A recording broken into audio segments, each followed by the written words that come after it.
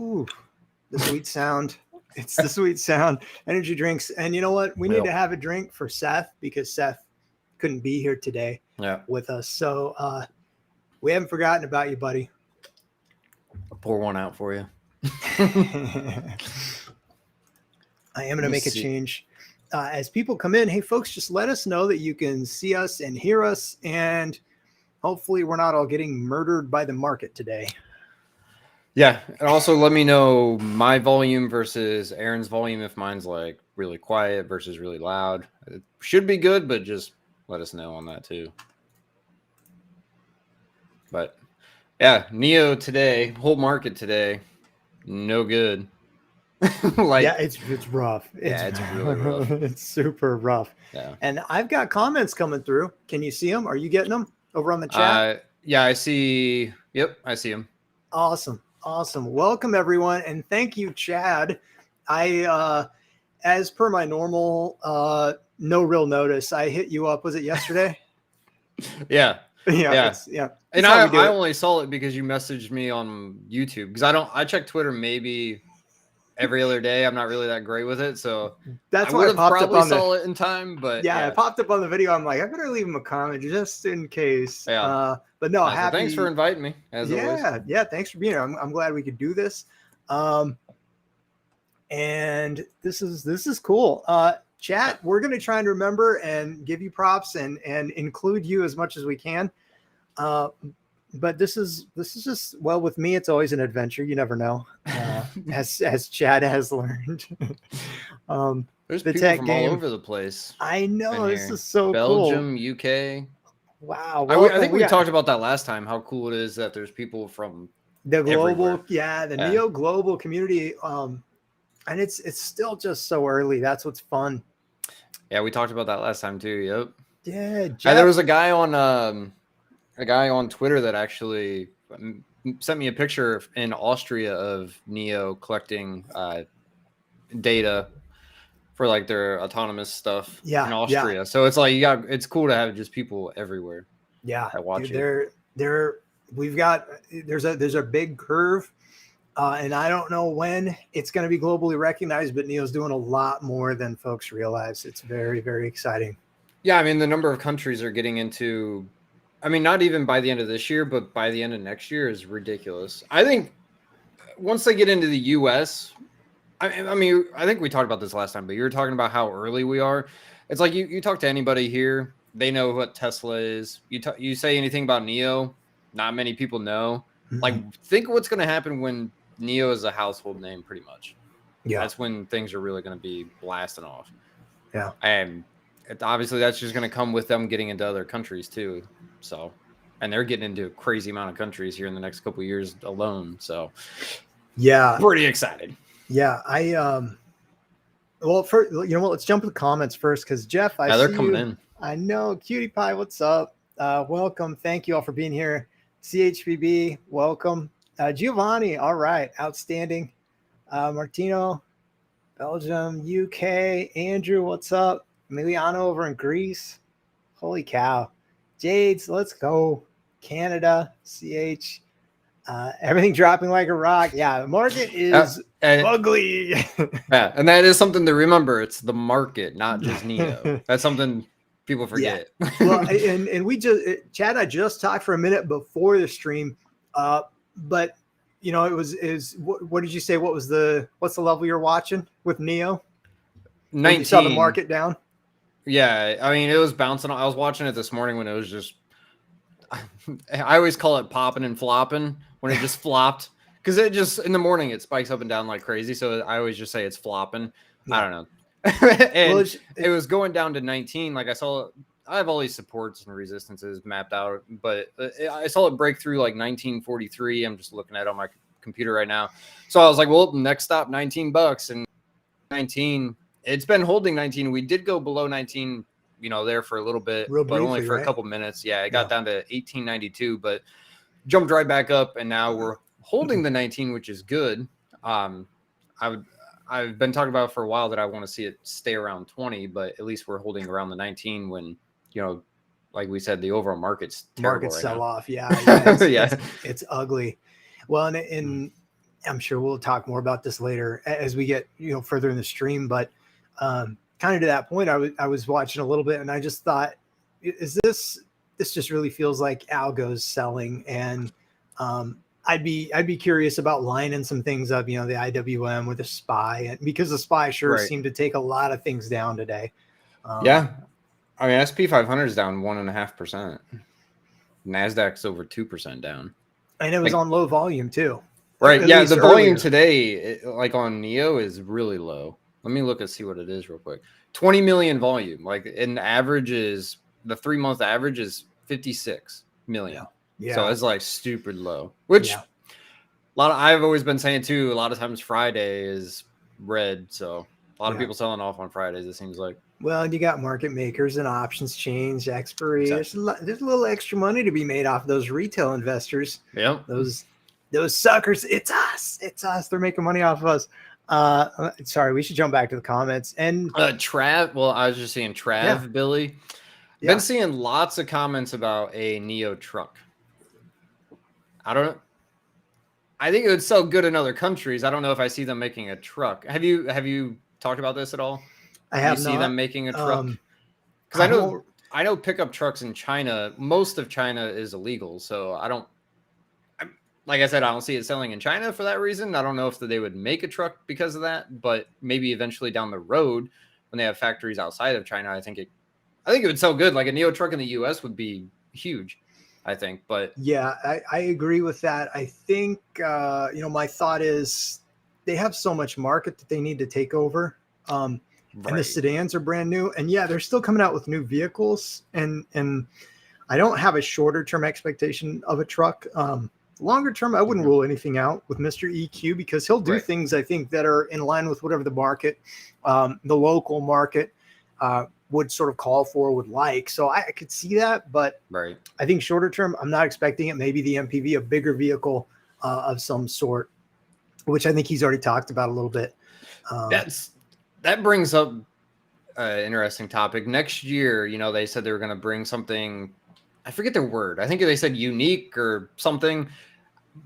I think that's probably going to be an MPV because they said it was going to be something like different than what they already have. So what do you think that's going to be?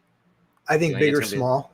I think big or small. It's one or the other. Well, because they also said it was going to be, unless they're bringing, a handful or a few new cars next year. They also said they wanted to bring a 9 Series. So that fits the whole MPV thing as well. Yeah. So I think they're gonna want to keep adding to the lineup, but also keep taking market segment along with sort of the layout as they're coming out with. They're wanting to go with the phone now. So they're just thinking of more and more consumers to get the brand out. It's really crazy. I said it on another stream. This is like I see Neo as like owning Apple and Tesla. Because there's so many different things and there are components of each business model that Neo does. So it's wild. And the amount of people unless they've updated since last I've seen a report, it was like the number of people buying Neo Life products from the app were like half of them didn't even have a Neo or more than half. So it's like you already sucking them into that whole ecosystem. Yeah. So well, Marcel knows that business. He's done business in China. He talked about, and he's actually, I won't say he's bearish on Alibaba, but he's not in love with Alibaba. Put it that way. But he said that he thought Neo Life could be bigger than Alibaba, and I was like, whoa! I don't think anybody's recognizing that. I'm filing that one away because that's a big play. That's a big play. That would be huge. But this is a company that can be a game changer like that, and so I don't think we need it to do that, but any of those, if the Neo autonomous driving is phenomenal, guess what? Big bonus. That's going to come in really well. And so there are a lot of different plays. And holy cow, I feel like I haven't even been following the comments. Let's jump to the comments, Chad. Yeah, I'm kind of reading them, but they're coming I feel bad. We got Little Dean. What's up? Neo Fangirl Cutie Pie. Shishi, thank you. We appreciate you. Trav Billy, I know you commented on him, calling it out. Daniel, he's wild. Daniel's always wild. Will says, great to see you guys together. Scotland, what's up? Love it. Again, we got people from all over. Yeah. Coca-Cola, Liverpool. So cool. Chad Billy wants a truck. And William Lee, if you're listening, I sorry guys, I don't think he's listening. He has no clue who I am. Maybe he's following you, Chad. I don't know. And oh, by the way, we do have to talk about that article and that because we haven't even talked about that, but we got to go into that a little bit. I do think it'll be. I see Ted. Chad, do you really want a Neo truck or do you really want a Neo boat? I'll take both. Bringing gas mileage on a boat. You think a truck is terrible? A boat gets like 3.5 miles to a gallon. So CH is buying. Let's go. 3.6 thousand shares. And Little Dean says 4,000 of sales. And now this is it. This is our chance. Let's talk about it. Let's talk about it. Let's talk about it. Okay. So here's a scoop. I watched, and you know who puts out that particular it's the electric-vehicles Twitter account. And so, you know, it's Claudio Alfonso, right? That's the guy who runs it. Right. And so I don't remember. I think it was Neo that first tipped me off. It was months ago. Because I think I was following him for a little while. And I saw something that wasn't right. And I think it was related to Neo, which is why it caught my eye. And so then I was like, all right, I got to pay attention to this and see if this is one of those deals where he's so focused on building the following that he's kind of just clickbaiting and putting out whatever he can as fast as he can to get the followers. I don't know, but I want to keep an eye on it because you know me, I'm a real nerd when it comes to the research, and I want to make sure if I'm using somebody as a resource that they're on point. Right. Or in the case of like Fate Jang with seeing if he posts, it's one thing. He's gotten things wrong, but he'll correct himself, and that makes a big difference. Yeah. And I will say too, there does seem in the past, I don't know, maybe 2-3 months, there has been a lot of stuff that has come out that isn't true, or I don't know if they're doing it intentionally, or, you know, they'll post something. I don't know. It seems like there's been a lot of like more fishy stuff coming out that isn't true. You know, next day you'll find out it's not true, or you'll do more research into it and it's not true. Seems like there's a lot more of that crap going on right now in the last few months. There is one thing that we can agree on, and that is Neo is getting interest, and people doing Neo content does get interest, and so that's attracted more, you know, folks into the space on doing the social media stuff. And so what I think happens sometimes with these folks, some of them, is they get caught up in just wanting to get something out so quick. And in fact, Felix did this last weekend with the Berkshire thing. I was actually on a live stream and people were asking me about it, and I hadn't seen the video or anything because he dropped the video, I think, while I was streaming. But I was like, you know, I don't think that's Berkshire Hathaway. It might be a different Berkshire, and maybe he's not aware of that. And so maybe he was just anxious and excited and got, you know, dropped the video, whatever. And he ended up taking it down and what's, you know, that sort of thing. But again, it's sort of if I'm going to use somebody as a resource, I want to know that they're coming out with legit stuff. And so after I saw, and so this is Little Dean, since he talked about the 4,000 sales, not delivery. Yeah. You know, the source, this is one of my first questions now when people in the comments are like, oh yeah, you know, this blah, blah, blah, I saw this. And I'm like, okay, well, what's the source? Because I want to go directly to, and in this case, with this particular, with electric-vehicles, which is, you know, Alfonso's thing, several times I've seen where he's putting out misinformation. And, you know, look, mistakes are made, happens. But there was one that I actually asked him to correct or clarify on and never did. And so I was kind of like, right, not going to follow. And I don't want to have to take the time to go and research his research to see what he's wrong about. You know what I mean? Right. Yeah, for sure.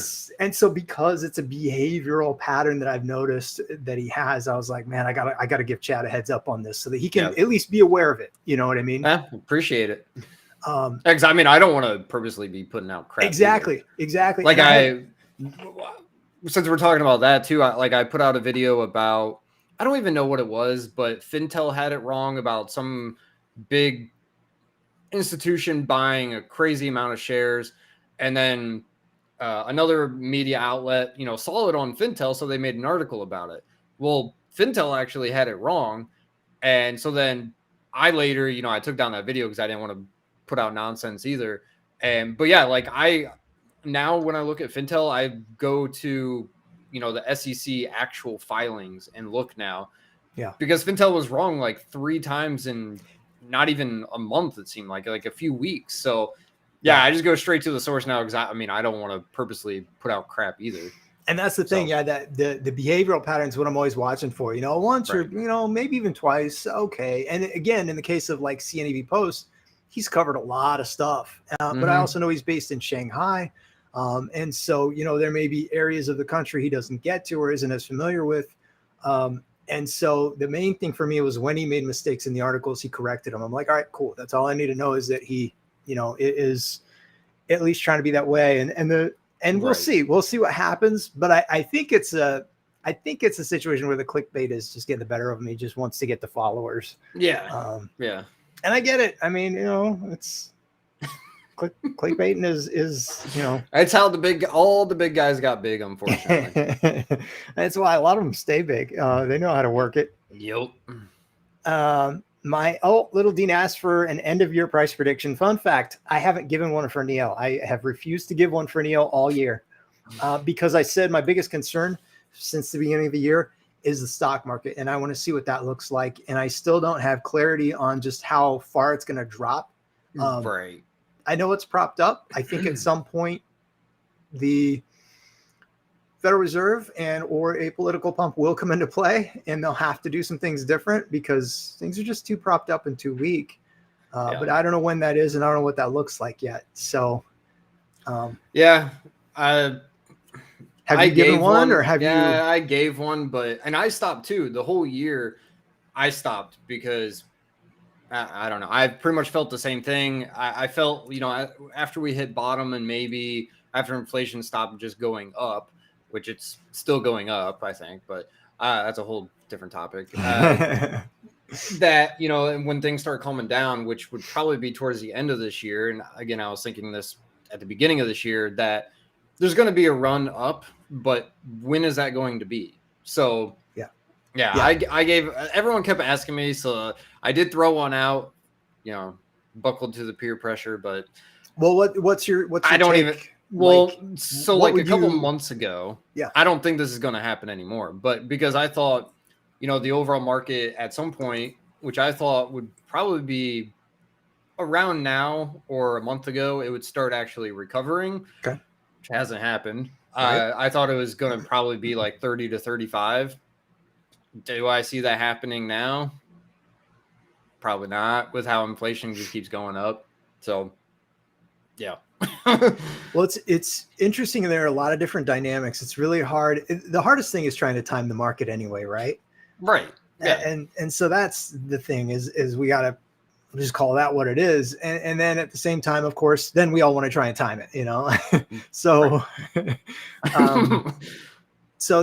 having said that, I think one of the things I'm watching is inflow of money to the Chinese stocks because they've been just so beaten down. And yes, the delisting is absolutely a factor. I don't know. It's hard to measure how big of a factor. And so I don't want to say that's the biggest issue, but I do think at some point, and it's like somebody in the comments the other day, I responded to them because they were telling me that I was just blind to not see the geopolitical issues with Neo. And I kind of said, well, yeah, but that's why it's so cheap. I mean, right. The stock is where it is with all the deliveries and the positioning this company is doing. This is an American company. It's a way different story. And so does that mean the company's not good? No, but it does mean sentiment is different. Right.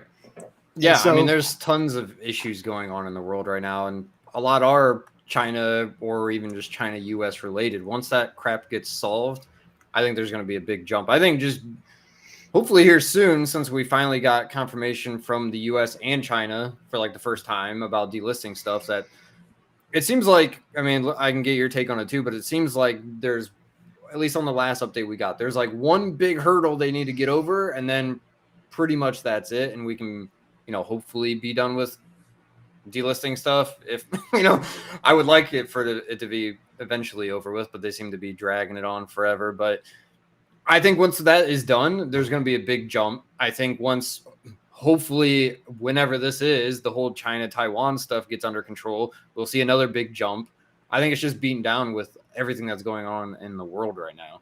So, yeah, well, and to that point, you know, there are a couple people who are a lot more familiar with China and U.S.-China relations, and you know, they've been in both places, done business both places, and so they have a better handle and understanding. And one of them I listened to on a Twitter space the other day. She was speaking, and I follow her on Twitter, and I will not pronounce her name right. It's Li Xuan, I think. Li Shen, I think is how it's pronounced. Anyway, she is based in the U.S., but she has lived in both places, is familiar with culture and business and everything. And she basically said, and I like this take, she said, well, pretty much if it's extreme in the negative or the positive, just sort of, you know, remove that. You know, in other words, the Taiwan China situation isn't as bad as it's being made out to be. Not that it's not there, but it's just not what they're making. And again, that's consistent with, if you really think about the media just here in the US and how divisive it all is, you know, they absolutely play off of the emotions, and the more extreme they make 100%, that's how you get all the views. Yeah. So the more extreme they make it. And so I'm like, all right, that kind of makes sense. So now I'm just sitting back watching when, you know, and is he a big deal? This Graham Stephan dude, I've heard people talk about him. Was he a real estate guy or something, or just a YouTube guy? That I don't know. I know he just does tons of like financial stuff. I know he does real estate stuff too, but I don't really watch a whole lot of his. Well, someone he's kind of like a Meet Kevin kind of. Yeah, and that's kind of somebody told me he's really good, and so I watched a couple of his videos, and I was like, all right, I didn't learn anything. I can't justify watching anymore. But I saw he had this really long thread that he put out, and he was talking about why Chinese real estate is so horrible, and I was like, does he know the Chinese market? Does he even know real estate? And the funny thing is, real estate. The underlying issues, which the most significant in my mind is the liquidity issue that we have here is not the same. We're not over leveraged, or we are over leveraged. They're not over leveraged over there. For example, when they're buying property, they're generally putting down 30%. It's a very different situation than what we've got here. But a lot of people aren't even aware of that. And so I'm thinking, all right, do these folks even have a clue what they're talking about? You know, talking about someone like him. But it's interesting because I know they're getting views off of it and you know, the clicks, and that's how you get paid, right? So it's just so fascinating to sit back. Like it's the Wild West, I mean, in a way. Talking about all that, I mean, you look at a lot of the big guys and you'll see in the past, I don't know, 6 months, pretty much every single video is just doom and gloom because fear sells. I mean, that's what the big media does. So it's like every single video is red and fire and them being sad. And I mean, people click on it because it works. So I mean, that's the reason the media does it. And like you said, clicks is money. So I just can't do it. It's a crazy world. Yeah, and selling and all that. All right, sorry. Let's jump back to comments for a second. Ted asked you a question. Did you already answer it? No, you already answered it. That's right. You're way ahead of me. As is per usual, I'm a slacker. I think everybody knows. What's up, Nikos in Greece? Welcome, Jeff. Load the boat. Trav Bill. You guys are just cracking up. They're just laughing at me and my no tech skills. Fish, what's up? Fish, I have a question for you. Do I have the okay to actually talk about the battery swap? Because, and fun fact, I know the same place we were talking about before dropped the article on the US battery swap station. This is actually Fish. We had talked about this on a live stream. Fish shared information with me. And I started doing a little digging then, and we were kind of going back and forth via email, but I didn't get permission to talk about it. So I didn't do a video on it or anything. There's actually components from the battery swap stuff that have been in the US for years. Wouldn't surprise me. And so, but again, that's consistent with Mr. EQ, who's just way ahead of what, you know, any of us are thinking or doing. And so I'm going to try and get through some comments real quick here. And you can Aaron asked if, are we going to buy ET7 or ET5 when they come to the US? By the time I have to buy a new car, because my wife says I'm cheap. I say I'm frugal. I like to keep my cars until they die, pretty much. And I bought a new car, 2019. So I'll keep that forever. until it dies. So by the time I do need a new car, Neo's going to be here. And yeah, I would assume that I would probably buy an EV by then, because it's going to be 5 plus, to maybe 10 years, who knows, down the road. So I would probably buy an ET5 versus like a Tesla or something, like a Model 3. But I mean, who knows? By that time, Neo could have other things that I could want. I'm sure they will. Yeah. But as of right now, I would buy an ET5. ET5? That's just me. I mean, if all things being equal and I could afford it, I'd probably want the ET7, unless there's a blind spot back there. I can't tell. Right. With the vehicle, sometimes those sedans, the longer ones, have that blind spot back there. Yeah. And that always bugged me. But yeah. And it also depends, I think, on financing and what's available once they get here and established and stuff like that. Right. Yeah. The only like I said that about the whole cheap thing, because I would want the ET7, but I'd probably buy the ET5 because crack me up to save some money. My wife says this. I'm like, yeah, she's probably right. Yeah, they call me Mr. Krabs from SpongeBob, so I'm not that bad. Like that's a little too far, but yeah, I'd probably buy an ET5, because next car I'm assuming I would buy an EV. So yeah, probably an ET5. Well, hopefully, I think we're gonna see it before 2025, Neo in the US. But let's wait and let them tell us. Right. Yeah. And I'm hoping. Cutie Pie, I see you asking about Seth. He could not make it. Seth had to work, and nobody can get enough Seth in their life. That's the bottom line. And so he wasn't able to make it. But I'm still hoping we can do an evening live stream, especially for folks in Asia, because this is a horrible time for people in Asia to try and be on. It's the middle of the night for them and stuff. So, and I know we still have some hardcore people who do, which is awesome. But I love this. The paired is that means they're sub to both of us, or I'm assuming. Yeah. Super sweet. It's technology. It's magical. Right. Mr. OT, what's up? Salute to the link up, locked in. Jeff sees fish in the comments. Probably Seth never left the beach. You know what? I actually haven't seen him. It's possible. He might still be in Costa Rica on the beach. And I wouldn't be mad about that. Right. How can they fix production issues? Let's wait and see what the August numbers are, because as Chad and I have kind of discussed, I don't have a lot of confidence in the article that was put out. And so I want to see what actually comes out, right? As opposed to what they say. And I haven't looked. There are a couple people I follow on Twitter who are in China who might have better numbers, but they don't always put updates. And so, and it's hard to track. What are you hoping for, at least? What am I hoping for? A new record. And I'd like to see 15,000. And I think it's doable, but the big unknown is, it was a big unknown that at the last second, they're like, oh yeah, a few thousand that we couldn't do. And I'm like, all right, that's not like 20. That's quite a few. So they're definitely close to that point where they're really going to push and those numbers are going to jump. But I also wonder if that's, and here's my other thought, and bear with me on this. Because I'm just a simple guy and I try and follow the logical. If William Lee was traveling and he's over in the US, I can't imagine that they're having production issues and delivery issues right now. As China's loosening up, as he's traveling globally right now, it doesn't make sense that, they're operating at a quarter of what they could be operating at. You know what I mean? Yeah. So I it was sus. That article was sus for me. And we'll see,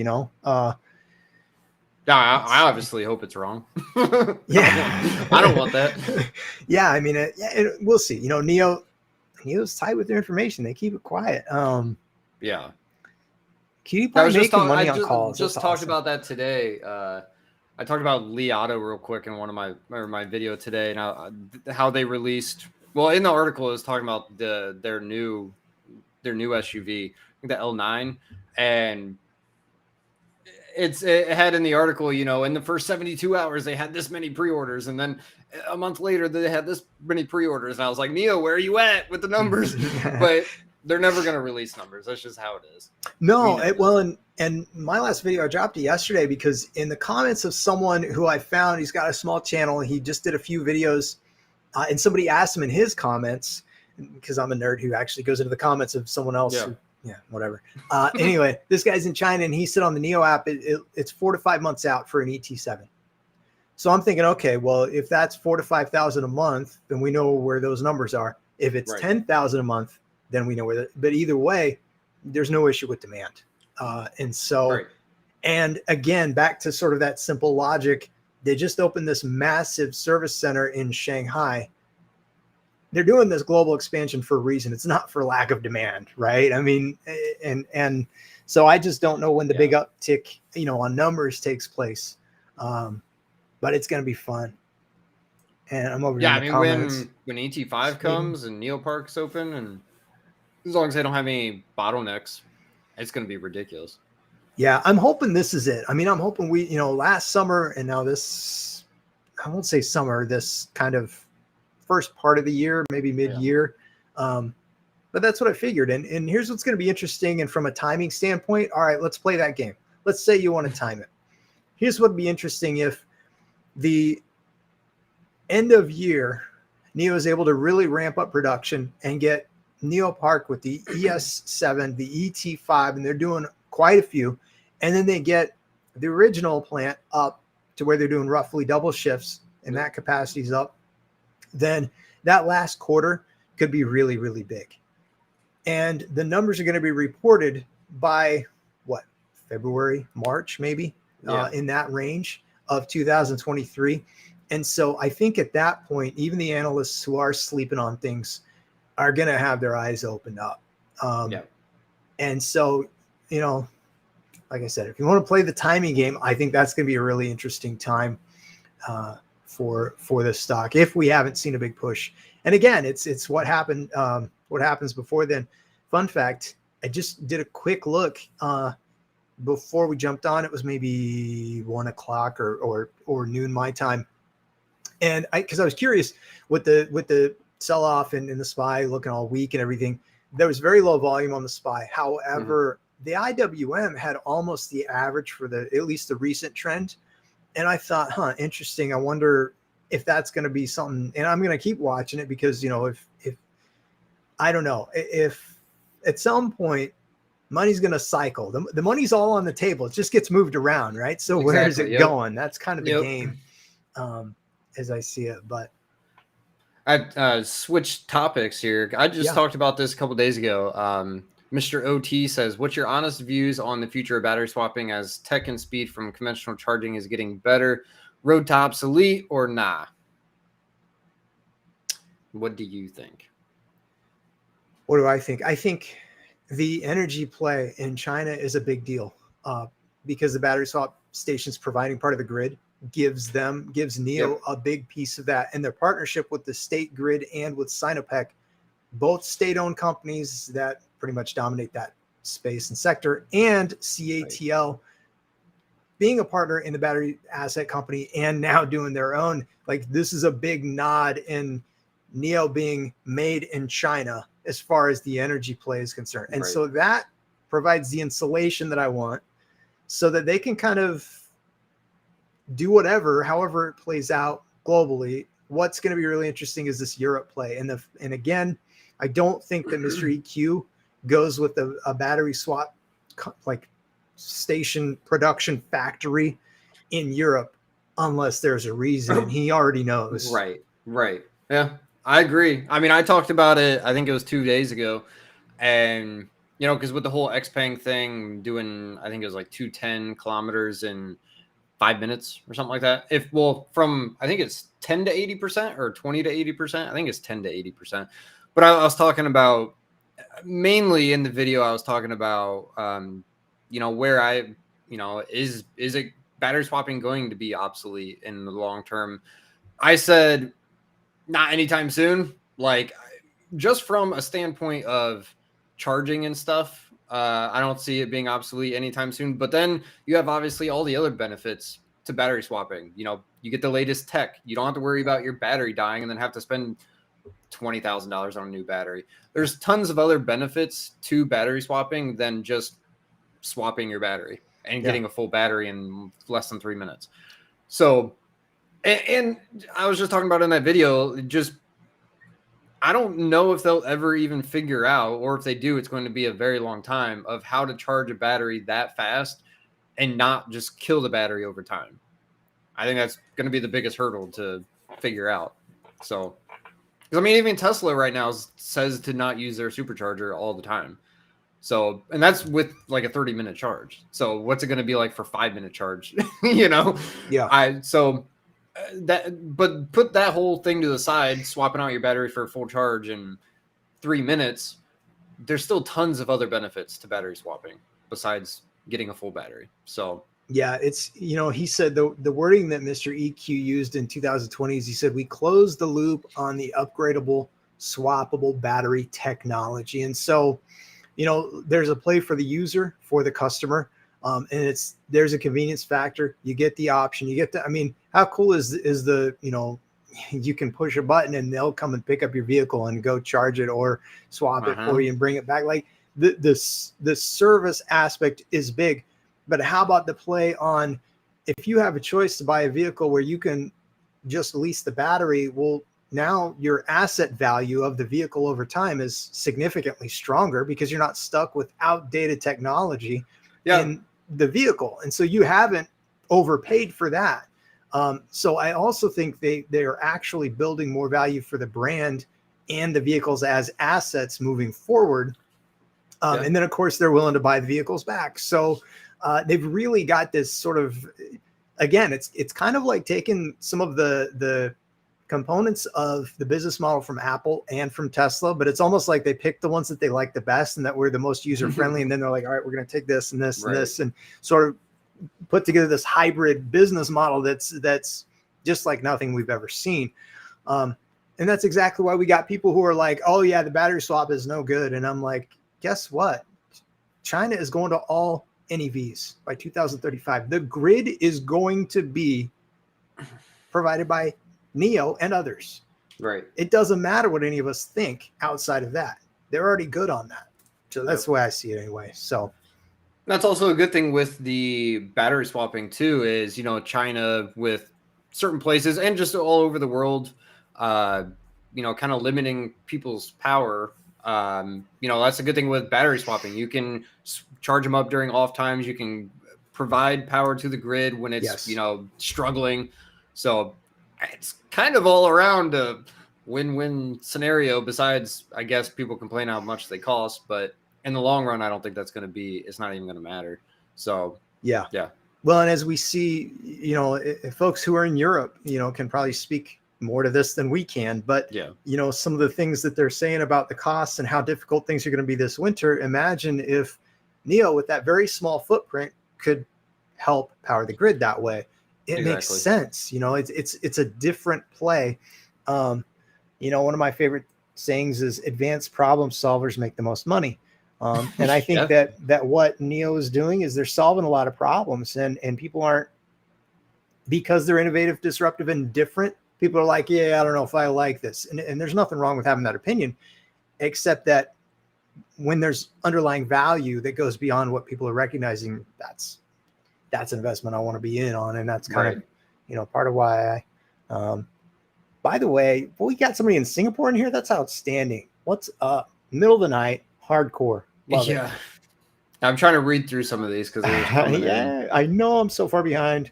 My bad, everybody. I'm just so excited that Chad's here and carrying me, because Seth's not here to carry me. I need somebody to help me out. And I'm glad you were able to get on, and glad I dropped the message in your YouTube channel so you would see. Yeah. A lot of people are asking about delisting stuff. Ooh, let's talk about it. What's your take? What are you thinking? Well, in the beginning of, I guess it probably wasn't the beginning of the year, maybe spring of this year, I was saying, by August or during August, if they didn't have something kind of figured out or more information coming out about it, that I was going to get worried. Well, I'm kind of worried about it. It did make me feel better that the last kind of big update we got was that the US and China was actually talking to each other. Because before that, it was just China talking about it. The US really wasn't saying anything. So it is nice to get confirmation from both sides that they're actually talking to each other. And like I said earlier in the stream, it seems like there's only one big issue to get across, and then it's pretty much going to be figured out. So I think it's definitely hurting the stock for sure, which that is the biggest concern I guess I have. I don't think they're going to get delisted, but I mean, the possibility is always there, but I don't think they're going Let's to. go there. Let's get uncomfortable. Yeah. All right. What happens? Let's say they do. Let's say worst case scenario, NEO gets delisted. Then what happens? I mean, what do you do if they get delisted? And I don't think they will, but let's go there. What would you do? I'm gonna buy over there. Buy on Moo. Yeah, I'm gonna buy over there. I'm gonna buy. I want to own the company, and I would prefer that they be here longer term. And this, I'm going to tie this in because Frank, I see your question. Why is NEO going down so much these last couple of months? And Chad mentioned the really low volume today. It's great example. We haven't had that interest, that big volume, which I think will indicate. And let's go back a couple of years. What we had were a lot of fills to deliver, a lot of potentially fake shares that were being created to push the stock price down for NEO. And I'm talking about back in 2020, actually before I had heard about it even. And then what happened was after William Lee at that time got basically financing and structure in place so that they weren't going to go out of business. They weren't going to go bankrupt like some of these nasty shorts who were trying to profit off of them going out of business were hoping they would. All of a sudden, we had a short squeeze that went on for months. And the NEO stock price went into the $60 range. And now of late, we've had sell off. It's been negative news narrative, the delisting regurgitated about 18 times. And it's just, the fear mongering is effective and it sells and it works. But I also saw that one of the bigger players, Citadel, is still shorting NEO. And if they are shorting NEO, I don't rule anything out. I'm not saying they're doing anything wrong, but I'm not ruling anything out. And because there's low volume that's being traded, that makes it easy for fudgery to go on. So I'm just kind of waiting for whenever the big volume numbers start coming in, when we start seeing 100 million shares traded daily again, that's when I think we're going to see the next big push for the stock. And this is a good time to say, never financial advice. As always. But let's just see, that's my thought. What do you think, Chad? I want you to weigh in. I mean, pretty much the same thing. When we ran up to 60, it was pretty insane. Everyone was saying, 100, it's going to 100, 150 bucks, throwing out crazy things. It was running on a whole lot of hype too back then. The hype isn't there since then, I don't think. And I think when that comes back, we're going to definitely run up more as well. But we need to run up reasonably, I guess. I don't know how to explain it, because I mean, you see it with any stock. If it blasts off, it's going to come right back down because it's running on just pure hype. So I think that's another reason why we ran up so high. But yeah, I mean, I pretty much agree with everything you said before. It's it's the market is such an interesting thing. And that's one reason I've enjoyed getting in and just kind of studying and trying to learn. And the hype play was there. I also think, and fun fact, I never considered it a meme stock, but I think at one point some people did consider it that. And so maybe that was in play also. And I think the only way we'll really find out if that still is the case is if the others start running and it goes at the same time. Yeah, I mean, I'll be real curious if that happens. Yeah, during the whole GameStop thing back then, I mean, they were talking about it, doing a short squeeze and everything, pumping it up. NEO, that is. They were talking about it back then, which that could have played into it, like you said. I haven't really heard anything about it since then, but, that could obviously be a thing as well. Just trying to read some of these comments. Yeah. Let's get back to it. I'm on. Where are you? You're probably way ahead of me. I see Ted joking. He stays joking. Yeah. Ted's got jokes for days. What's up, Michael Denmark? That's awesome. Is the NEO app out there? I am curious because I saw somebody posting on Twitter about Denmark and action over there with NEO. So I'm curious. Yep. Ted says, with your profits off your Neo shares, you can buy any Neo you want. Oh, Timothy says, same talk all the way down from 44. I don't know if that's right. I'd say from the 60s down, but Felix had a video on the Fintel fiasco. Didn't see it. It was at 19 from its high of 44. Actually, it's been over the 60s, but maybe you're talking more recent. Felix is clickbait and try to sell you course. Same with Meet Kevin. I mean, look, that's the way to grow a channel. It's not my way because I have nothing to sell. Absolutely nothing to sell. Entertainment value is all I've got. Right. And I mean, I've talked about it on my channel too. Like, I don't promote anything. I could promote I get emails from all kinds of nonsense. Like, I could be first 2 minutes of my videos, like everybody else, could be just nonsense. But yes. I stopped watching all those guys because I hate that crap. So I'm not going to do the same thing. So yeah. I'm horrible at that stuff. And I don't know how much it hurts the channel, but I am okay with being a smaller channel if that means I stay smaller. Okay, cool. We've talked about that before. I'm not going to be fake just to grow because I couldn't live with myself. Like, I'm just not that kind of person. So yeah, if it hurts the channel, which I'm sure it does, then it's whatever. Yeah, it's and you know what? Each creator gets to do their own thing, right? So I it's no hate or anything. I just it's always interesting to me that the best content creators, in my opinion, are never the biggest ones. Never ever. Yep, I agree. So, we got Timothy brings up a good point that I'm curious about, and I mentioned this in one of my videos. He says if this dog gets back to $44, I'm out. I think he's talking Neo. He's not happy about it, and I'm wondering how many people, if Neo starts, or rather, as I believe, and I think you believe, when it starts going up, are we going to have a lot of people bailing? I think so, but I mean, we'll see once we actually get there, because I've been seeing tons of comments too. Not as much recently, but when we were, down in the lower teens, mid, 15s and lower, even 16, I guess. But there's tons of people saying that, we get back to X dollar amount where I'm break even, I'm out. But we'll see, man. That FOMO will kick in, and you'll want to keep riding that. That's what I'm curious. I don't know if we're going to go by levels, or if we're just going to skip, jump on the old rocket again. We'll see if people do that. But I mean, if we're heading up and we're going up good, I'm sure they'll want to stay in for a little bit. They're not just going to jump out, but we'll see. Yeah. I think there will be some people selling though, but I think maybe half of those will probably stay. If it's riding up, if it's going up good, they're gonna hang on. Change their mind.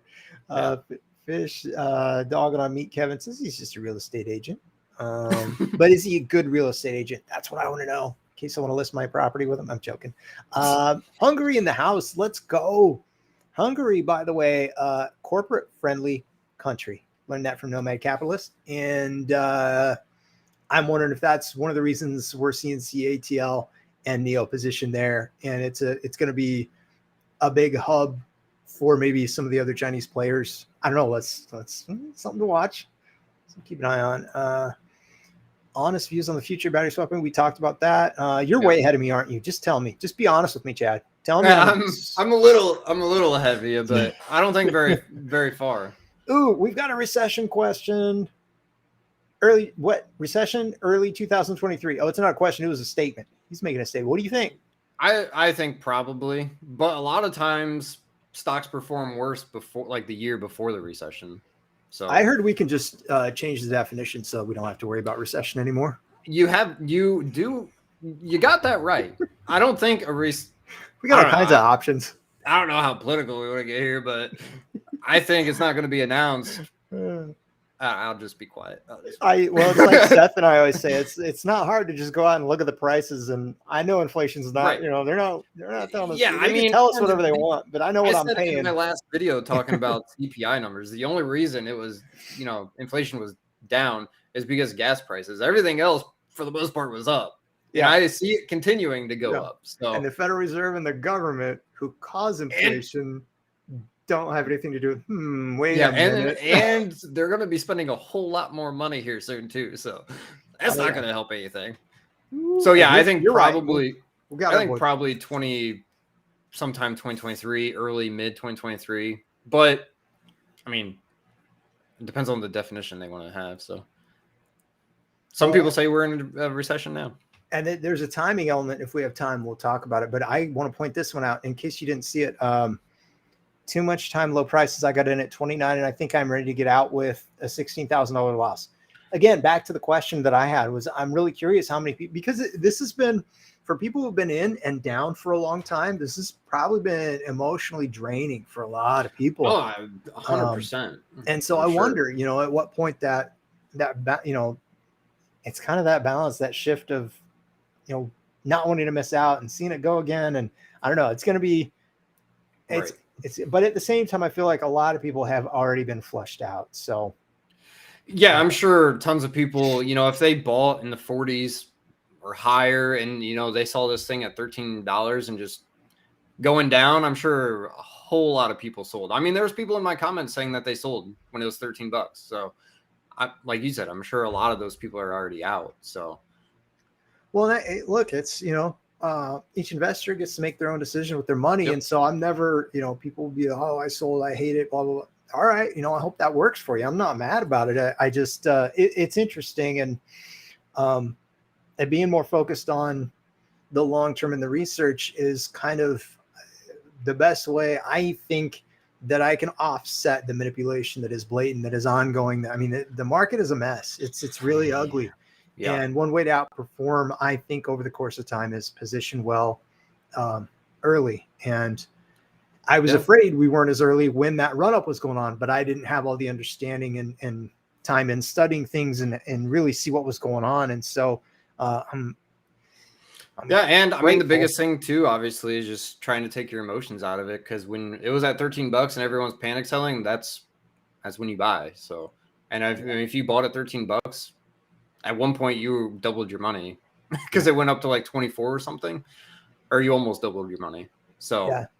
And again, we haven't seen that big volume yet. So the interest isn't there. You're right. The FOMO isn't there. And so we'll see what happens when it all comes in. Yeah. I think once the market starts an actual recovery from just being beat down, then the FOMO is going to be kicking in, and it's going to be crazy. It's going to be just like what happened after the sickness. You know, when the pandemic started, everything completely tanked. But then not very long after, man, everything ran up like crazy and was up hundreds of percents or 100%, even like big name stocks. So not just, you know, little hype things. So, I mean, I think at some point we're going to see a huge buyback. It's just, when is that going to be? Yeah. Like you said, you can't really time the market. So, yeah.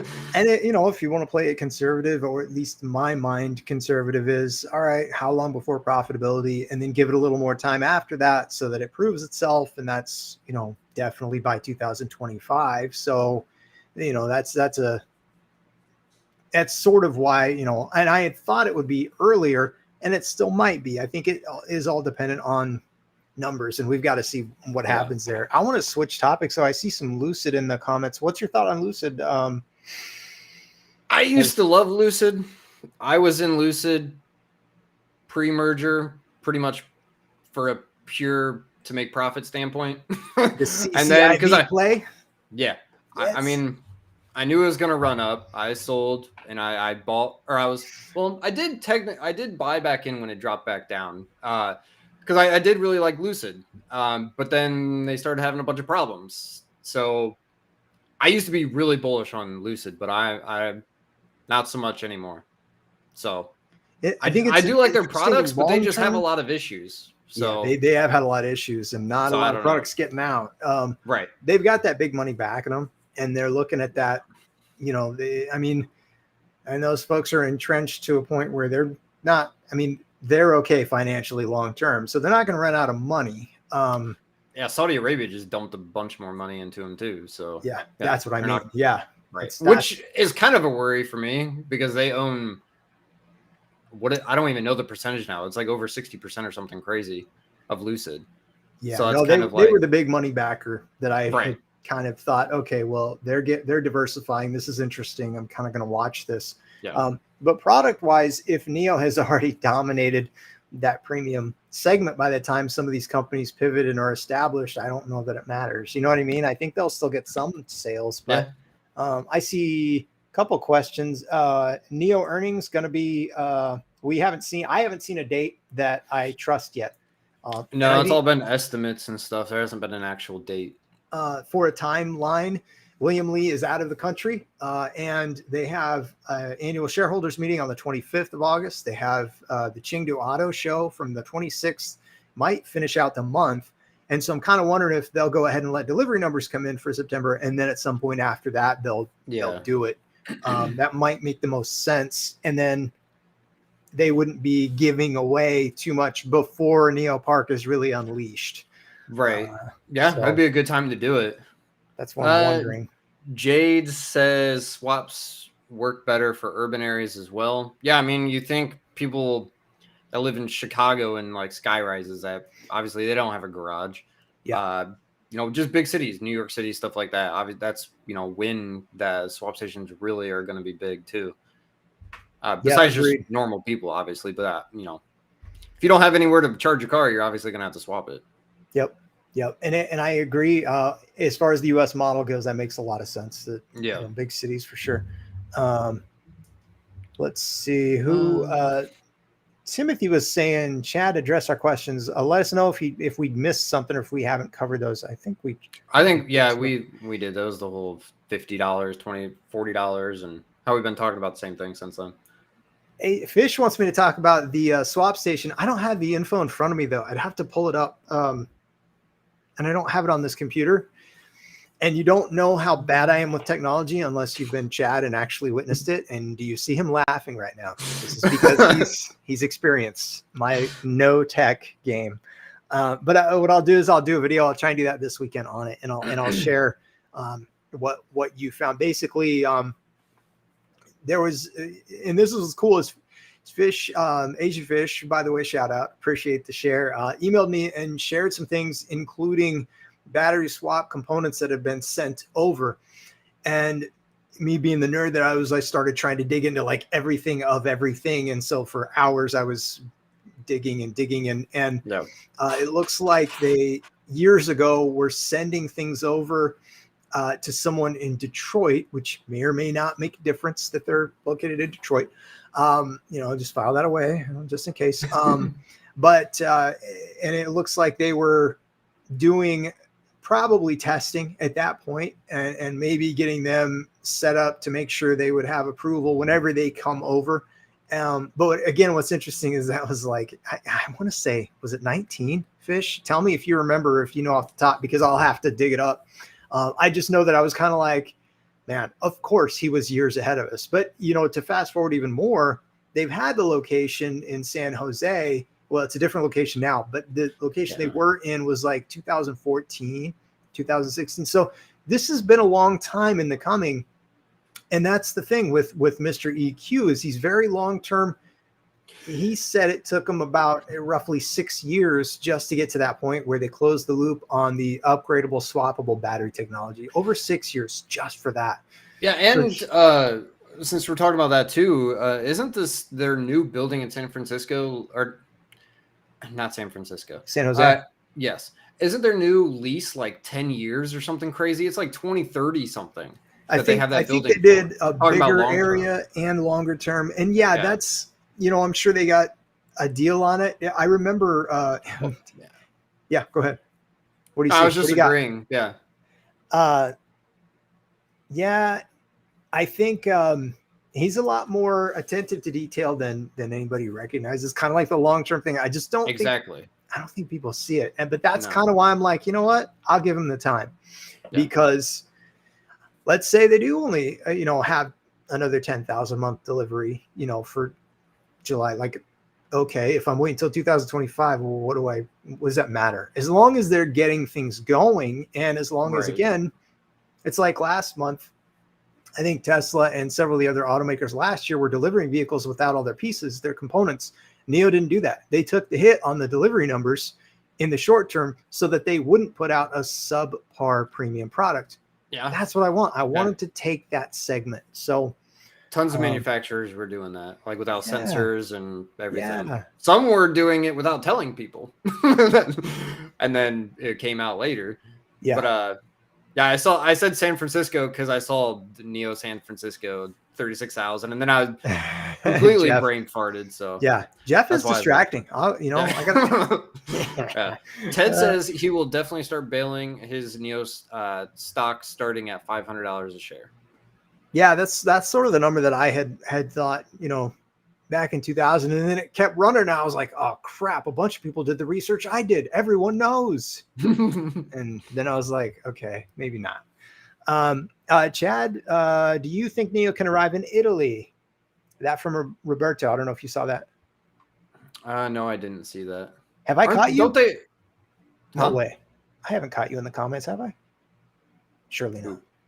No, I saw it You're while way past ago, me. but All right, I should have known. Sorry. I mean, I think so. Don't they have plans? I would have to look back. There's so many countries, I can't remember all the countries. I think we'll get an announcement at Neo Day, and I expect most of Europe. I think it's going to be. I thought it was next year, probably. I expect more details and that sort of thing at Neo Day. Yeah. But again, it's kind of like with the U.S. Like, I want them to come to the U.S., but I don't want them to come to the U.S. faster if they need to catch up and really get that. That there's going to be a massive growth that they're going to go through, and I want them to get that going before they do too much expansion, so that they can get profitable faster.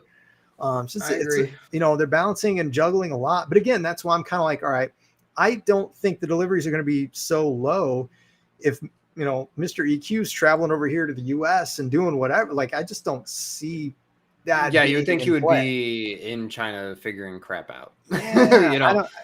Yeah, I think I want to jump on this one. Stefanos, the entire anti-China narrative is certainly pushed by the US government as a negotiation scare tactic. Please listen to Lex Friedman's podcast with Andrew Bustamante. It's enlightening. It's one of the hardest things to find a good neutral source on. That's like China US. There's so much posturing on both sides, Yeah. But you know what? That tells me competition is running hot. And so it's kind of like, yes, you can put your money into a mature stock and you're going to have to pay a premium for that. Or you can put your money in a growth and up and comer with potential and maybe get a much bigger return. And that's what I'm looking for. And so that's sort of China is still an emerging market. Right. So I don't know. The negativity doesn't scare me at all. I think it just helps with the price action in the short term for those who want to add. For sure. And Jeff says, get the Neo Park open. Abor says, great to see you guys. Thank you, John. What's up? Chanting Neo Park. We are mooning. Don't lose it. Are we really mooning? I haven't looked at anything. I've been so focused, and that's my favorite part of the stream is that the market is already closed, and I haven't even looked at it. Yes, I didn't have to sit in one bath. That was. Yeah, it didn't. It finished right at pretty much $19, just going sideways the rest of the day since that. So the low was this morning when SPY was selling off. Yeah. Wow. So we're just consolidating. All yep. right. Which is better than going down, obviously. I would like it to be at $20, but doesn't matter. 1920, as long as we're consolidating it. That's what I've been wanting for weeks now. I see, and I know he's frustrated. So Timothy, I want to respond to this one. You guys have been talking about this stock since the 50s, 40s, 30s, 20s. When it gets to $10, what will the spin be then? I heard about Neo, and if you don't know, I was locked up. I was in federal prison. I got out in 2019 and was on home confinement, halfway house, and then started, kind of messing with the stock market. And then I found this company, Neo, and I started researching in the summer of 2020. And that's when Neo went on a big run. And so it was actually below $10 when I found it, but it had gone on a big run. Yeah. But when I did my research, I was thinking about this as a long-term play, meaning at least 2025. And so the price action at this point is doesn't affect me really, because I'm just thinking, all right, how can I get more money to add shares? And so that's my take. Right. Yeah. I mean, I started looking at it before $10, but then by the time I did enough research where I wanted to buy it, it was, I don't remember, because it started going up so like super fast. It was either like, it was in between 12 and $14 is when I started buying it. So yeah, it's like the same thing.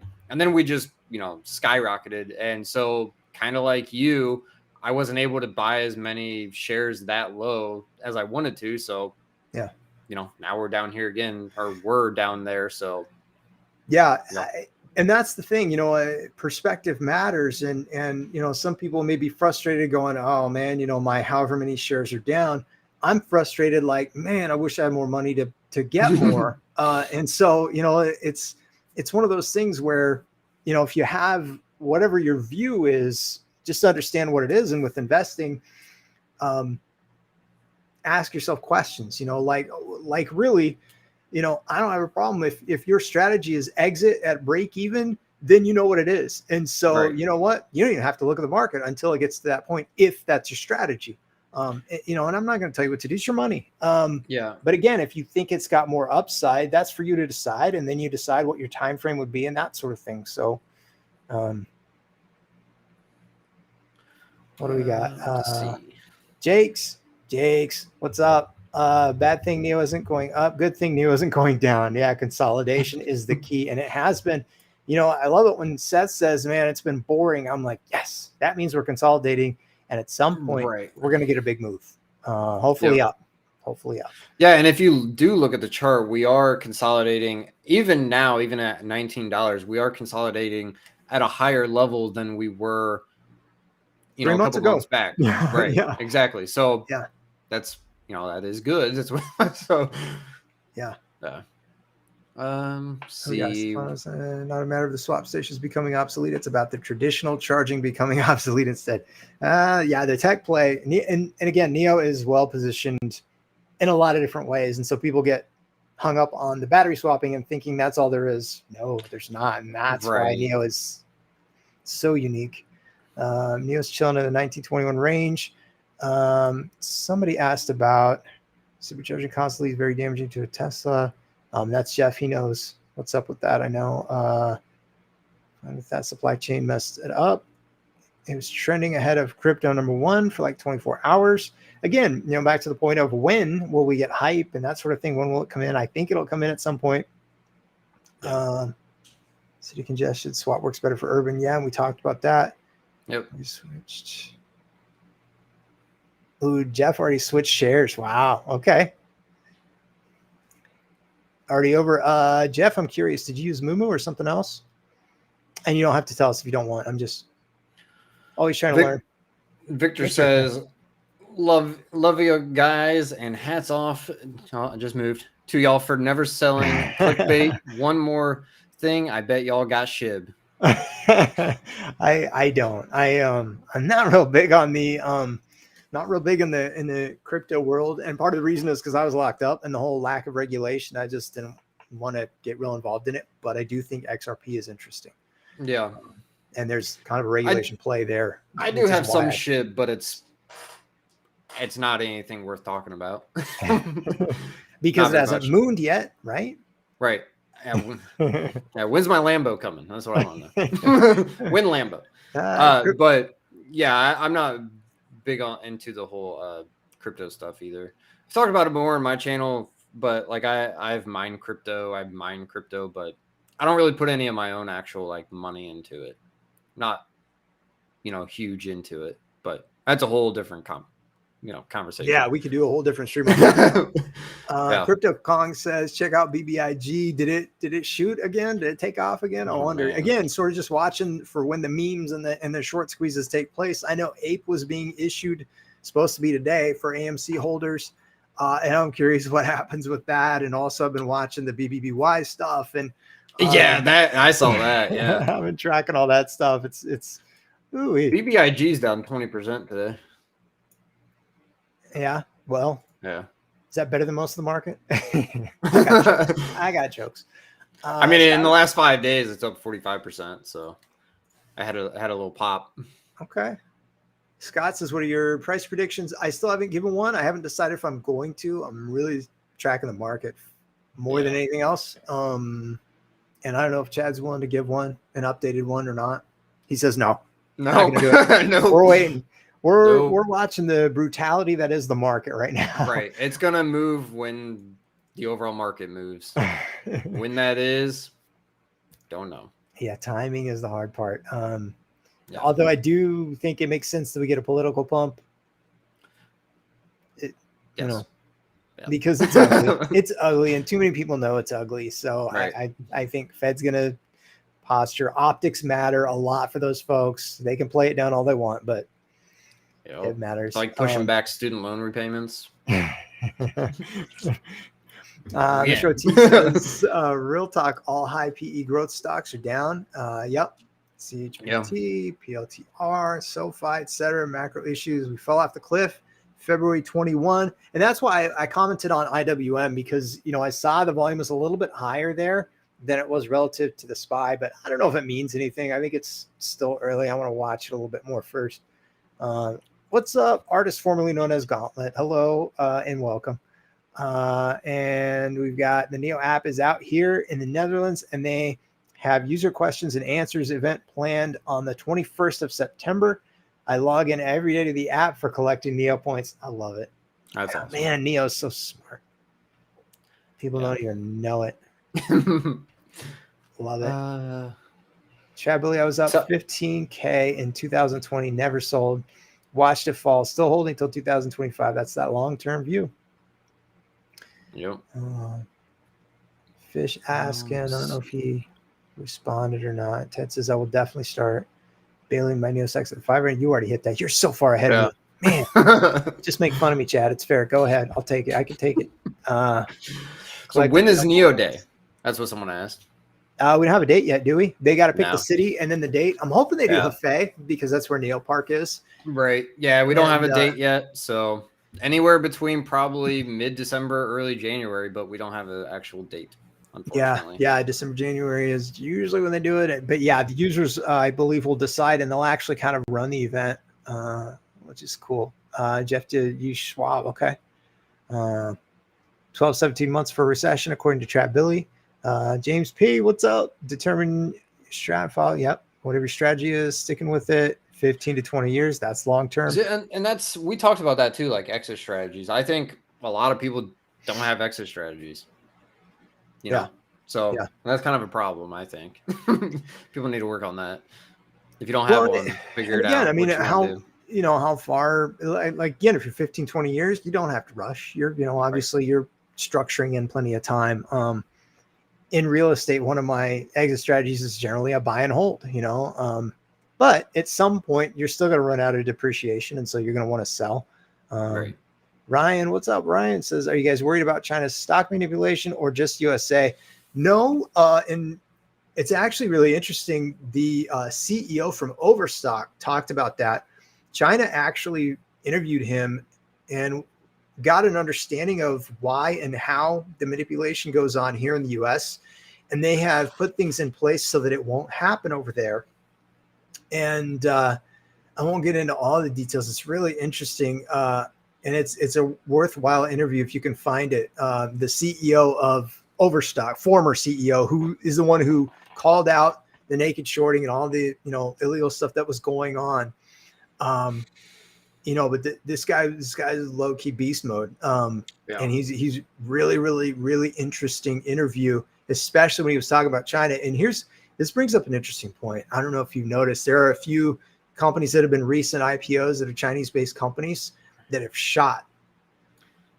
Yeah. And I wonder if they know the manipulation that goes on the US side, and they're actually taking advantage of it so that they could profit off of knowing the manipulation that goes on the US side. And I think it's hilarious if they are, because I mean, it's just so bizarre. And it's crazy that people generally just understand that this manipulation and illegal stuff goes on. And and unfortunately, I don't even really see anything ever being done about it. No, well, So that's the thing is, like the big banks actually will set aside billions of dollars for when they have, criminal penalties and fines right. and that sort of thing and lawsuits and things like that. And so I think that it's a minuscule amount relative to what they can make Oh when they break yeah, the law and do the for stuff. sure. So it's sort of almost like a necessary expense that they just structure in. The ones who do it. Now, obviously, everyone Right. doesn't do it. But yeah, it's interesting. Let's see. Who says the answer to that is if you don't believe in the company, you should just sell. And yeah, I mean, I understand holding until you get your gains back if you're down on paper, whatever. But recommend the next time y'all link up, do it after 6 p.m. People get home from work. Ooh, night I saw stream. that. Ooh wee. Yeah. Um, Fine with me. go to YouTubers. Let's go. If not for delisting, Bull Neo would probably be 75. Are you already caught up? You're already caught up on comments, aren't you? I've been You can waiting make for you to just come. man. I've been waiting for you to catch up, so that Oh I'm not man. just yeah. Ryan We says close the distance. what I'm worried about with Neo is could be Bob and Amazon. China produces a lot of great companies, not a lot of great stocks. Yeah, it's a fair concern. I have no problem with that. Yeah. I actually think the premium, and this is just my view, the fact that China's never had a premium brand, and when I look at the posturing by both countries, and obviously China is competing, or the US wouldn't be so worked up over so much. And so Yep. I'm thinking, all right, we've got an emerging market that is a massive market that Neo is well positioned in, that has all the partnerships in place to be a huge player in. And they have the branding that's global, the positioning that's global. And this is the first ever premium product and service company from China. China, including the government, I think, will value that and will want them to do well. And that's one of the reasons I don't think that they want them to be delisted. Now, I'm completely speculating here. Yeah, and I mean, just the fact that just China wants to be number one in the whole EV thing. And what better brand as an ambassador than this company? And you got the guy who's really low key, very humble, very low key, brilliant, but he's just like an average guy. Came up from, I think he was in junior high before he saw, or that age before they had like electricity in his town and that sort of thing. Like, wow, Right, that's total crazy. underdog story. So yeah, I think they've got they've got the play to be the hype. I just don't know when, and maybe I'm wrong. Oh, here we go. Everyone here, this is one of my favorites. Bag holding. Everyone in here is bag holding this dead stock. The bag holding term is one of the funniest for me because verbiage, right? Verbiage is so important. It's kind of like the clicks, right? You make money from them. So it doesn't matter if the content is decent or not. You just have to get the clicks. Yep. Like a long-term investor is a bag holder, not a long-term. We've got to put a negative spin on someone who believes in a long-term. I tell you, that Buffett guy seems to do okay with the long-term view, but call me crazy. Call me crazy. He's done all right. Getting the leaps, bag holding. What am I missing? Talk to me.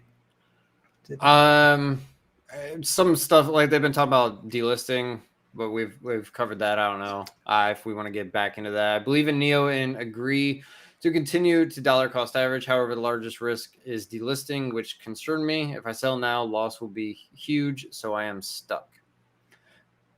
Which, again, everyone has their own opinion. I'm sure Aaron's is completely different than mine. If you bought into a company and you're down huge, and if you don't believe in the company anymore, then maybe you sell and put it into something where you can make the money back instead of just holding. I don't think you should hold a company that you don't believe in, but hopefully you believed in it when you first bought it. So that's what, the whole stuck thing. I'm big on questions. I'm like this. What changed for you? Why do you not believe in it now when you believed in it before? What changed? Fundamentally, was there change? Or, and that's kind of where I start is the more questions and the harder questions I can ask myself is when I kind of have to, all right, where am I with this? All right.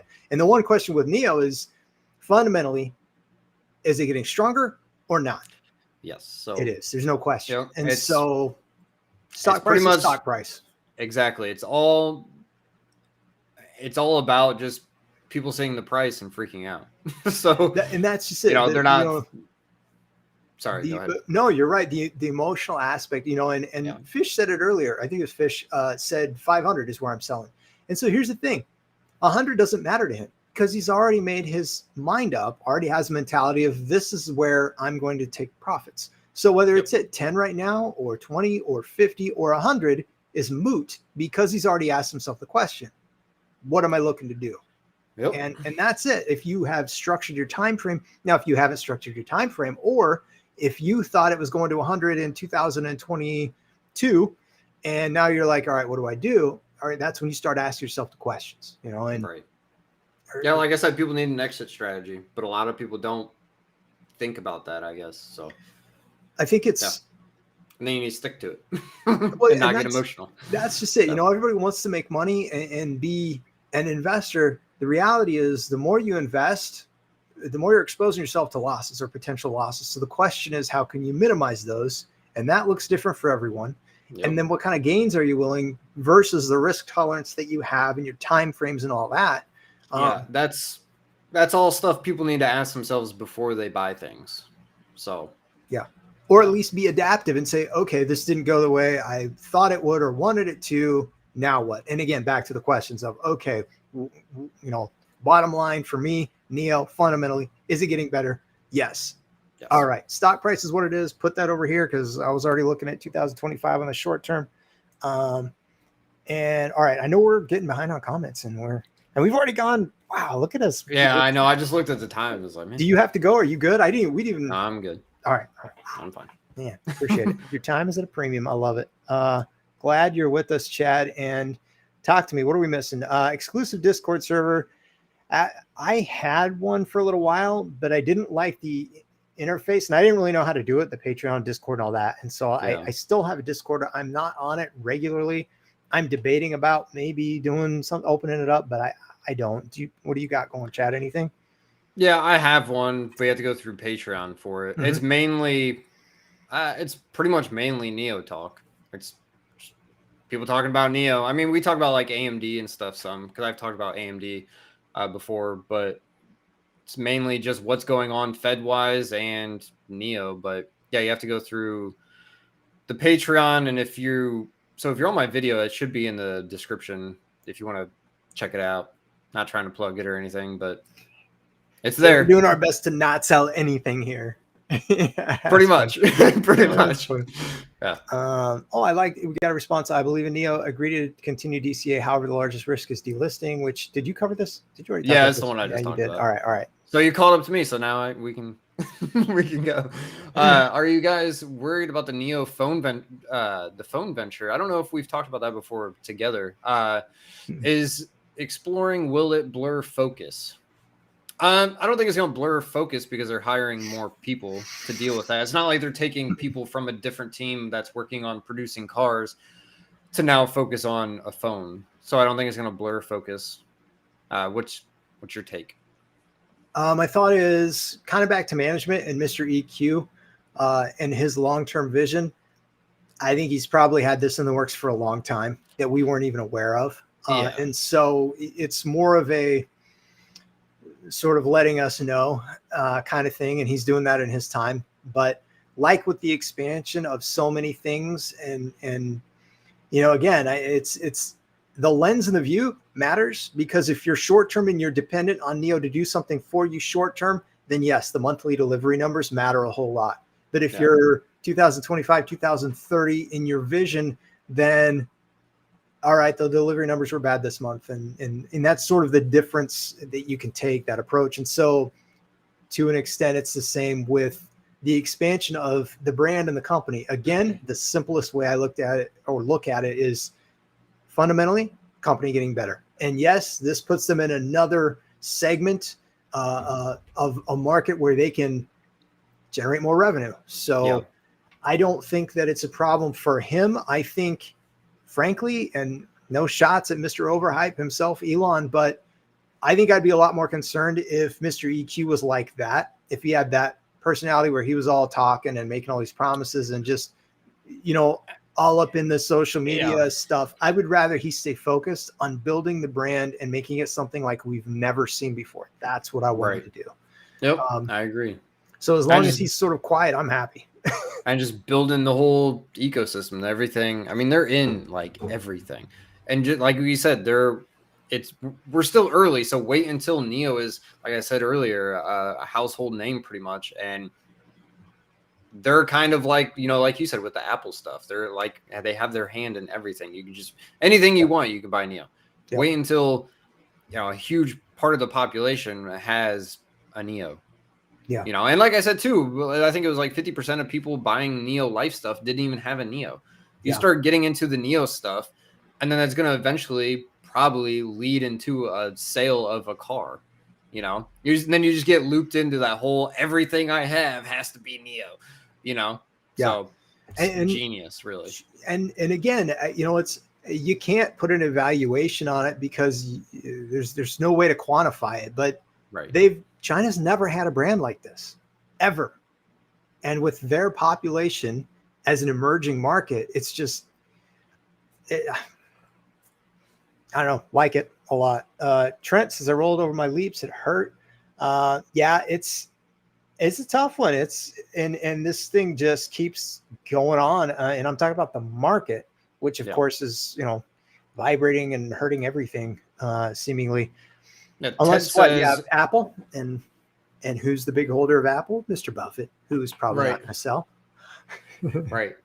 Ted says, Aaron, you should give us his end of year Neo price on December 31st at 2:58 Central Time. You know what? Maybe we'll live stream it. And there you go. That's funny. Let's see. Got Martin. Welcome. Glad you're here. We'll do U.S. conflict. China-U.S. conflict. Is it priced in? I think to an extent. I mean, could things drop more? Of course. I don't. The U.S. market.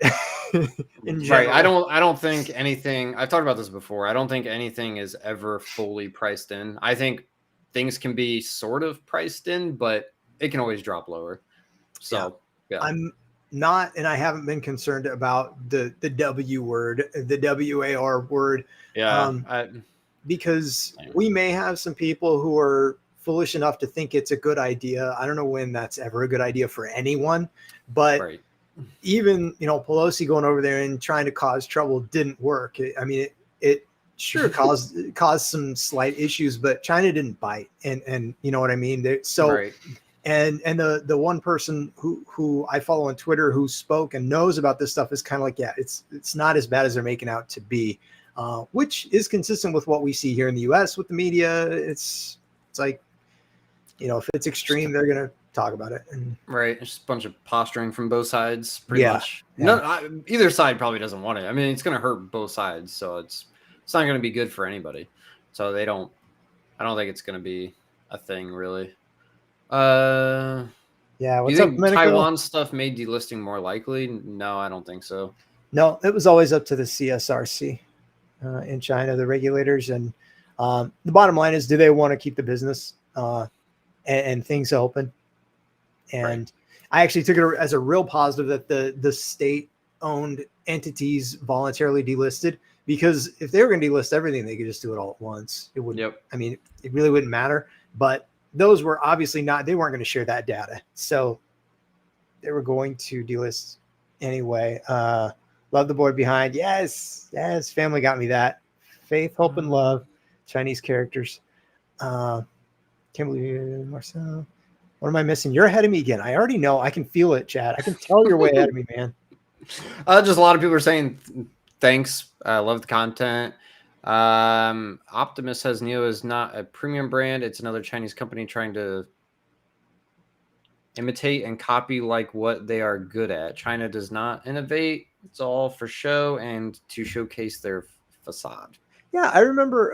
Well, at least it was, and maybe you definitely changed your name, Optimus. It used to be a different one, but I remember early on you were very pro Neo. So it's interesting that you changed your mind. I kind of remember when you changed also.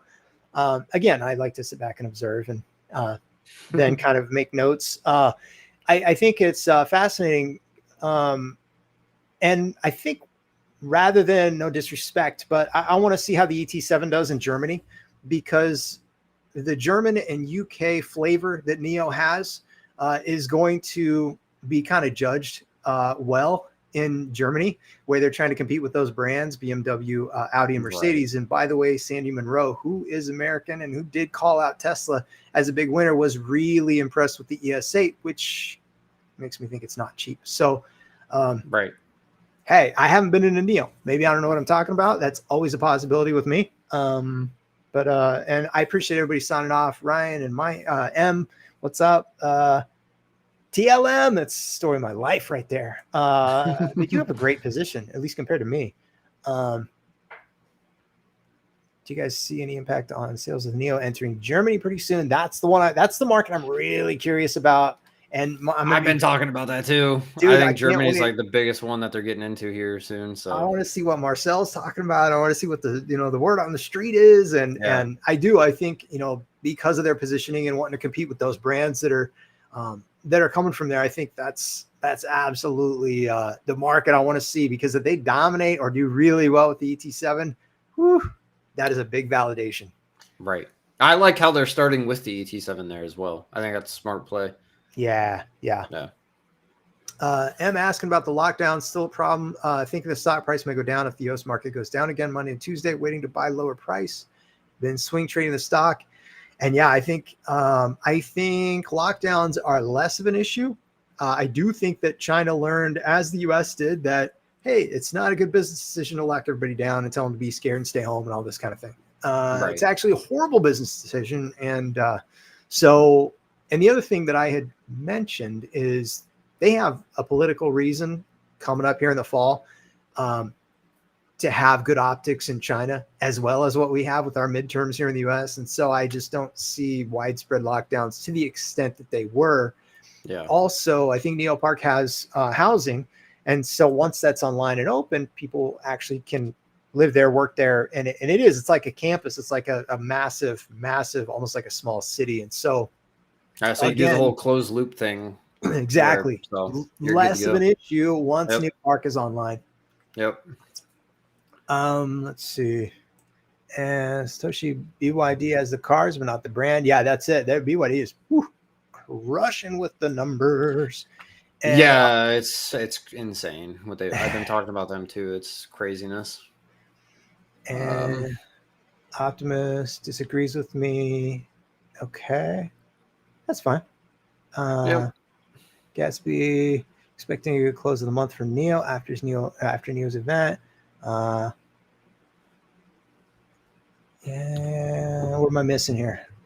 I'm right with you pretty much. Okay, good. Let's see. If Neo manages to create an ecosystem and generate loyalty to the brand and its many derivatives, it will be the jackpot even. It will be the jackpot even for the ones that bought at $65 US.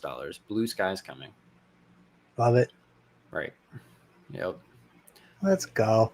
And it's an interesting thing. The Sandy Monroe talked about when the Japanese automakers came into the US, and the US automakers were kind of like, not worried about them. And this is what's interesting is this happened after, and it was a little while after, but it was after we actually had a war with, it was, everybody wasn't friends that time.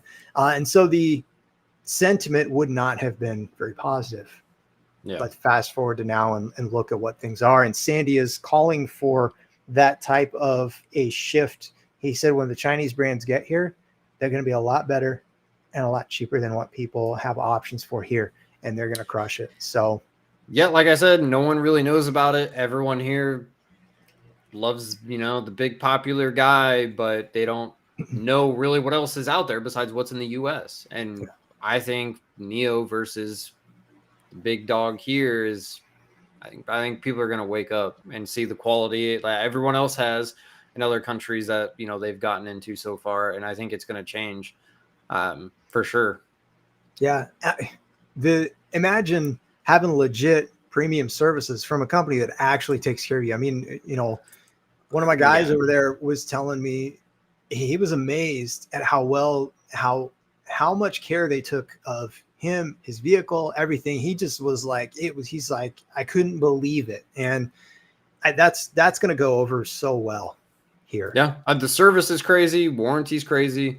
But I mean, the biggest thing is service, obviously. And that's just, nobody does it like Neo. So, yeah. Yeah. Well, and even what was it? Oh man, now again, they've got so much going on. It was one of the things that they were just going to do as a rental, and then users complained, and they're like, okay, you can buy it if you want. What was it? Do you remember? Yeah, it was it a charger? It was like charger? I think it was like a charger or battery pack thing, kind of for like camping and stuff like that. I forget exactly what it was, but it was something along those lines, and everyone was mad because it was only for rental. And then like the very next day, they were like, yep, like you can buy them. Yeah. Right. Imagine that, a company that actually listens and will do something. That's how you get users. Yep. And we got a Vietnamese company plug. Okay. Ted says, if we could do more Chad and Aaron collaborations, can we call it a Charon hour? Oh man, I don't know. And James says, yeah, calling out Sandy. And fun fact, I really got a kick out of when Sandy did the video, and he said, yeah, I was doing work for Neo, so I can't talk about it. And I was like, oh, that's Neo. Yep. And I'm sure they had him sign NDAs and all that. Neo. But again, just the fact that he was working with them, and then his response to the ESA, and it wasn't even the newest. I mean, it was an older ESA. So that's kind of cool. Right. We don't know on earnings, Frank. We're still waiting. Still my cover call for September. Now I'm regretting. Chad needs a Neo shirt. Japan erased. Sandy's mentor. Since people keep talking about earnings, I was looking at what the NASDAQ said, but because they, it's just a guess, and it's never right. They keep changing it all the time, but they say August 24th, which that's not going to happen. So Rashid says the 20th. I've seen somebody put the 27th, but again, I'm checking the Neo site and I haven't seen them come out with it, and I don't know if they will. I think they might just wait until delivery numbers come out and maybe they'll let us know by then. But I keep checking the Neo site because they do move it around. It was the 9th, I think, in June. Yeah. 9th. So roughly September 9th ish. Jack says, think Neo will reach $50 next year. I think, I got to be careful with this one. Just trying to get a price target out of you. I mean, look, it's possible for Neo to go this year. Am I counting on it? No. And it won't shock me if it goes, because again, towards the end of the year, and we'll see, I'll be watching the market sentiment and the trade volume for Neo, but let's say they come in with a really big number in August and or September for deliveries. What happens then? And maybe that week, there were a couple times when Neo ran, the last time that it ran to $55, it was the week leading up to delivery numbers, and it was a record at that time. And I remember thinking, who all had inside information on this? Because, that I see big money playing the game. And so I'll be watching that and keeping that sort of in the back of my mind as a way to monitor what could happen.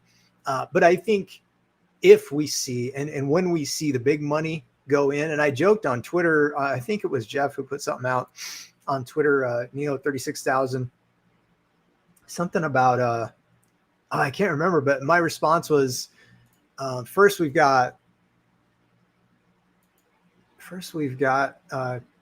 to get more fear mongering from social media platforms and the media. And then we've got to get big dog institutions to buy it when it's down. And then they'll let retail get in, and then we'll see it run. So that was kind of joking, kind of not. What's that, Aaron? Diamond handing, not for the faint of heart. There's been like no price action for months. Yeah, and you know what's interesting? I commented on the one of my videos because I said, hey, imagine the early Tesla investors who had to wait like 10 years. Right. Or, 9-10 years. But and they went through the same crazy volatility that Neo's going through right now. Except Neo has gone farther faster. And I think that Right. maybe some of us are Yep. kind of like win 60s again, you know, like, Right. because we were sort of spoiled a little bit. Yes, But definitely. I love that we've already been there. I think that's very, very bullish for the stock at whatever point. Oxhound, thank you. Yeah, welcome. Mm. welcome. And Domenico says, "Hey guys, I'd like to see you guys together. Just miss Marcel. Yeah, about the same. Some more. 14. Whew, if any of those 14. I got to cash in my change so I can get another share." Right. Yeah. I'm looking at the chart here because someone was just talking about that. Like, where is like the next support if we keep going down? Why are we talking about going down? I thought support going up. Come on, guys. Let's be positive. Yeah, right. Yeah. Yeah. Let's see what else I got here. Well, it's been a couple months since we were in the mid-teens even. Yeah, I mean, this has been really good support. 1880 or 1868-ish, around there. 1870. But that's not very far down. So yeah. Little Dean says, "Aaron, how many shares you own? Come on, tell us." I'll tell you the same answer I told my nephews when they asked me. Not enough. right. that's how many shares I have. TLM. I stay with TLM. That's my life. 19 never seems have like a enough. great support. Yeah, 19's been, again, we've been in this range, and the boring action, other people don't like it. I think it's a positive. It's consolidating. Yep. And I'm watching people who aren't even like a trend spider, somebody who's not necessarily a long-term neo, but a trader. And so I watch when he posts on, and I think he's still got it in that really, really long pennant formation. But we're getting near the end. Again, waiting for that kind of push in volume, and we'll see. We get a big delivery number. Let's see what happens that week. I think big money will. Here's the other thing: if you're a big fund, and I probably talked about this on our last stream, but if I'm running a big fund and we're not doing well this year, and I need to make some gains by the end of the year, and I see that Neopark's coming online and they're going to have big delivery numbers by the end of the year, it seems like, that might make sense as a trade, even not even as a longer term play, but as a, quarterly trade. If I'm a fund manager looking to make some gains, I don't know. Yeah, totally makes sense. We need big delivery, and I think October will be the first high number, 16,000. That would be sweet. I'm hoping to see around 15,000 here soon. I think we will. I think we're going to get a October, November, December, I think are going to be a really large, nice quarter deliveries. And I think that's going to maybe catch some eyes if they haven't been paying attention by then. And maybe that gives us time to get our delisting update, which, by the way, Josh, I see asking about it. We're just looking and I'm just noticing these little tiny shifts, like with the China having some of their state-owned enterprises that were never going to be sharing information with the U.S. They're already delisting themselves. And I take that to be a positive. We've also, what's the latest? What was something the other day that happened? Talk to me. What am I forgetting? Can you read my mind, Chad? I know you're ahead of me in the comments. So can't read your mind. What was it I saw the other day that made me go, well, you're right about the whole PCAOB when they sort of shifted and said, okay, we're ready to go to China if this gets agreed to. That was a big sign. You're right. Because on the U.S. side, not being negative was kind of like, okay, feels like right, because we didn't get a whole lot from the U.S. side, and when we did, it was, it was pretty much negative. So it was not, the last big update we got was nice to get. So yeah. I think I had said when they had the shutdowns, because the guy from the vice chairman from the CSRC in April said, look for an announcement by June, but then they were locked down for 2 months. And so I said, all right, let's give them 2 months. And that's putting us now at the end of August. So let's see if we get something by the end of August. And then what do we got? Much more worried about the Chinese economy than NEO as a company. A couple of points that a lot of people who are doing the fear mongering aren't talking about. One is with regard to the real estate market. buyers in China generally put down 30% or more, which means it's a very different approach, mentality, and status for people who have property compared to the US, where we're extremely over leveraged and can't afford the holding costs. They can afford it a lot more there. And that's just kind of a difference of culture, along with the debt enslavement system not being as advanced over there. Yeah, it's even the same with cars too, with how much you put down and everything for getting loans and stuff. Yeah, I mean, over here it's like, oh, the 0% down sounds good. You can get a loan. So yeah, I mean, the banks are absolutely raking us over the coals. They have been for a long time. They haven't been for as long in China, and so that's one of the reasons they're actually better off. The other is the PBOC, the the equivalent of they're not the same, but the equivalent of the central bank in China for the Fed over here is in a better position than we are here, than the Fed is here.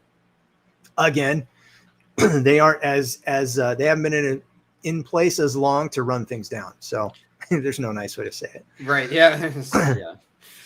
Yeah. Let's see. Average is $40 a share, but I sleep peacefully. I know what I own. Exactly.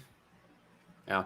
That's like you were saying, if, fundamentals haven't changed, gotten worse, they have only been getting better, then if you are long-term, should be fine. Yeah. Yeah. And again, it's like, I'll be real curious what we see if they don't get, because the second quarter numbers are not going to be phenomenal. They're going to be comparable to the first quarter, except they might have spent a lot more money with all the expansion and stuff. I don't know. And so if that's a miss, maybe that'll be an excuse to push the stock price down. I don't know. Be watching for that too. But it's all just, again, it's like, all right, do I have money to buy? What can I buy? Right. Ted said, yeah, go ahead. Sounds like you're working up to an end of year stock price, Aaron. Yeah, let's talk about that. December 31st. The 31st of December. And 2 minutes before close, he'll give a price prediction. Oh man. I think we're gonna wrap it up because sounds good to me. I finally caught up on the comments. Yeah. We were so far behind there. It's so hard. But thank you guys, for all the comments. Yeah, I appreciate everybody stopping through. It is not, like we always say, it's so nice to do these live streams because we can talk to you guys. You can ask literally anything you want. It doesn't even have to be about Neo. It doesn't even have to be about investing or anything. And it's cool just to talk to all you guys. Yeah. More personal level, I guess. So yeah, I do really like having the live streams. Yeah. And so thank you for inviting me. Yeah, again. I'm glad you were able to make it, and even with my short notice and everything. Amazing, Trish. It's the middle of the night for you. What are you doing? Maybe it's just really early morning. That's a good Welcome. And little D, thank you. Appreciate it. Appreciate everybody. Appreciate you, Chad. Yeah, for real. Yeah, no problem. Again, thanks for inviting me. Yeah. My schedule's pretty open, so even if it's last minute, I'll probably be able to join. But just leave you a message on YouTube and not Twitter. Yeah, or both. But yeah, comment. I look at my comments all the time. So if you do leave me a comment on YouTube, I'll definitely see it faster. So if you give me like an hour notice, I'll probably see it. Awesome. Like, all right, I'm coming. All right. Well, hey, thanks everybody, and have a great weekend. I'm sure we'll be back here very soon.